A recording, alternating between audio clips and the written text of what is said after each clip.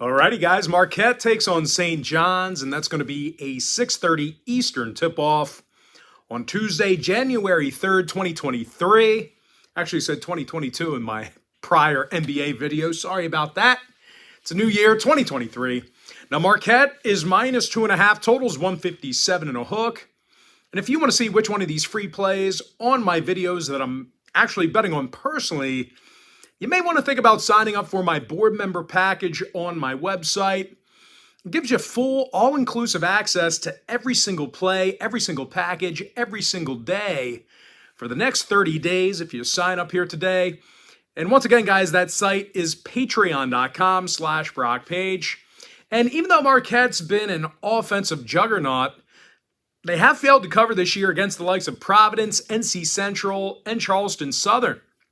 Now, the Golden Eagles have also had a tough time grabbing rebounds. These guys are at the bottom of the Big East in both offensive and defensive boards. They're facing a St. John's team who's one of the best offensive rebounding teams in the entire country. These guys are in the top 5 in offensive boards, and they're averaging nearly 80 points a game. Now, Joel Soriano's third in the nation with 12.2 rebounds a night. He's also scoring over 15.5 points a game. Meanwhile, teammate David Jones, he's also scoring 14 points a game himself, along with 7 rebounds. And even though the Red Storms hit a bit of a rough patch here, they've beaten the likes of Florida State, DePaul, and Syracuse this season. Now, total-wise, St. John's saw overs against the likes of Seton Hall, Long Island University, and Niagara. Meanwhile, Marquette, on the other side, they went 6-3 to the over in their last 9. I'm going to lean towards St. John's plus 2.5, over 157 and a hook. Next game, little Big Ten action. I'm talking about Nebraska facing Michigan State, 7 o'clock East. Michigan State's minus 6.5, totals 132. Now, Sparty's won their last 4 straight. They've done a nice job shooting the 3-ball. They're in the top 35 in the country in offensive three-point percentage. Joey Hauser is drilling nearly 45% of his shots from three-land. He's also the team's leading scorer and rebounder. Meanwhile, Tyson Walker, he's scoring over 13 points a game along with a couple of boards. When it comes to defensive play, the Spartans are holding their opponents to just 40% shooting from the field. Now, they're taking on a Nebraska squad who struggles to get on the scoreboard. These guys average only 68 points a game, and they're shooting only 30% from downtown. They also took the loss in 3 out of their last 5. And they were held to 65 points or less in all 3 of those losses. Now, total-wise, Nebraska went 80% to the under in their last 10. Meanwhile, Michigan State saw unders against the likes of Oakland, Brown, and Penn State. I'm going to lean toward Michigan State minus 6.5, under 132. Next contest, it is going to be Notre Dame, Boston College, 7 o'clock East. Notre Dame's minus 2, totals 130.5. And even though the Irish have hit, really a rough patch here, they're still doing a nice job of shooting the basketball. They have one of the higher three-point percentages in the ACC. They're also in the top 10 in the nation in shooting from the foul line. Dane Godwin, he's making 90% of his free throws. He's also drilling 44% of his three-pointers. Meanwhile, Cormac Ryan, he's averaging over a dozen points a game. He's making nearly 41% of his 3 balls himself. They're facing a Boston College team who lost 5 out of their last 7. And they have a tough time guarding the 3-ball on defense. And speaking of defensive play, these guys are one of the worst defensive rebounding teams in the ACC. Now, offensively, BC's making only 27% of their three-pointers. They're averaging only 64 points a game. When it comes to the total in this one, BC saw unders against the likes of Stonehill, Rhode Island, and Wyoming. Meanwhile, Notre Dame went 80% to the under in their last 10. I'm going to lean toward Notre Dame minus 2, under 130.5. Next matchup, it is going to be LSU taking on Kentucky, and that's going to be an 8 o'clock Eastern start time. The Kentucky Wildcats are minus 9, totals 138. But for a team laying nearly double digits here, the Wildcats really haven't been great covering the number. These guys failed to cover in their last 7 straight, and they're really struggling from the foul line. Kentucky's currently making just 65% of their free throws this year. They're also facing a one-loss LSU team who won their last 7 straight. They play some really tough defense. Tigers are allowing only 63 points a game, and they're in the top 15 in defending the three-pointer. When it comes to offensive production, KJ Williams averages 18.5 points a game along with 8 boards. Now, KJ is also making a staggering 49% of his three-pointers. Now, Adam Miller is second on the team in scoring with 13 points a game.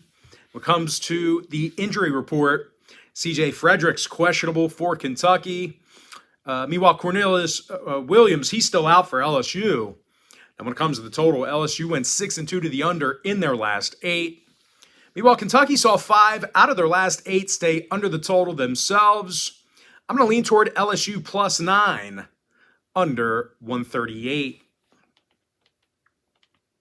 All right, next matchup, it is going to be Kansas, Texas Tech, 9 o'clock Eastern tip-off. Kansas is -2, totals 139.5. Now, the one-loss Jayhawks have won their last 6 straight. And they scored a whole bunch of points during that span. When it comes to offensive production, the Jayhawks are averaging over 78 points a game, and they're making nearly 49% of their field goals as a team.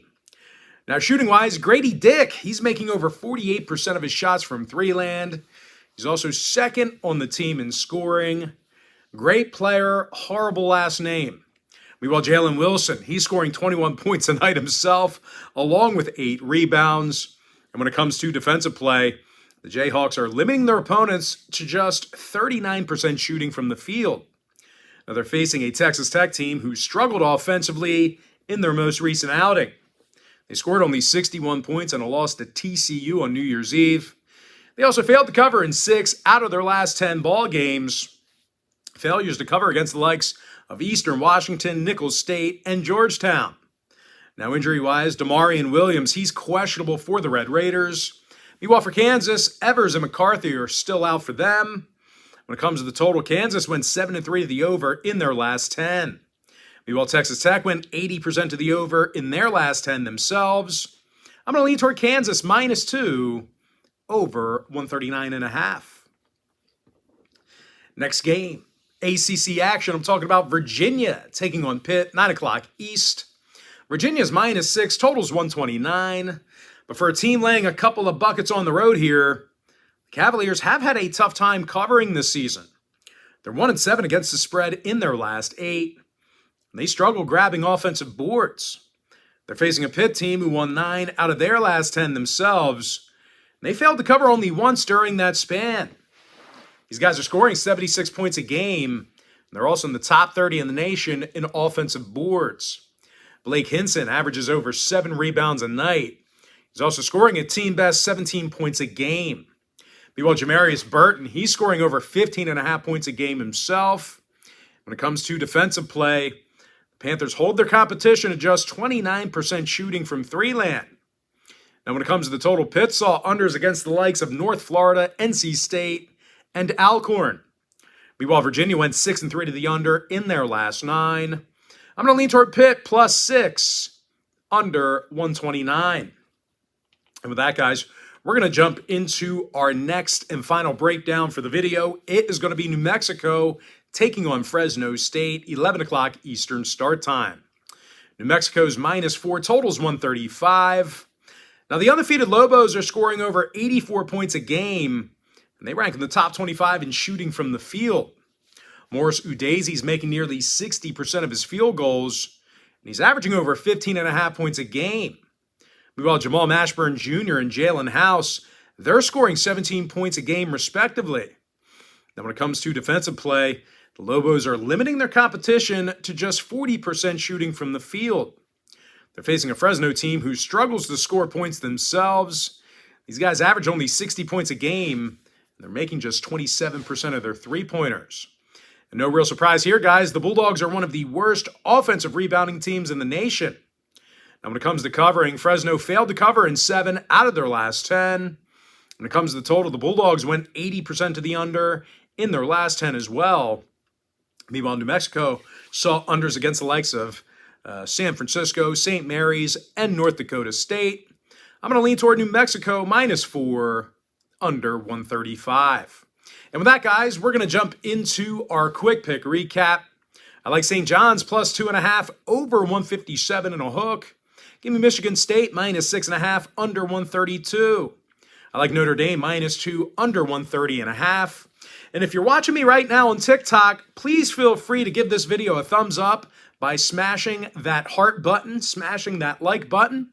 And if you haven't done so already, please feel free to give me a follow. I'd love to connect with you on a daily basis. I also go live on TikTok as well, so it'd be great to connect with you there. Give me Syracuse -9, over 137. South Carolina +10, under 130.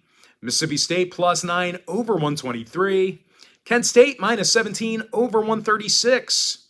Ohio Bobcats -1, over 156.5. Northern Illinois +14, under 134. Central Michigan -2.5, under 147. Bowling Green +3, over 156. Ball State +9, over 156.5. LSU +9, under 138.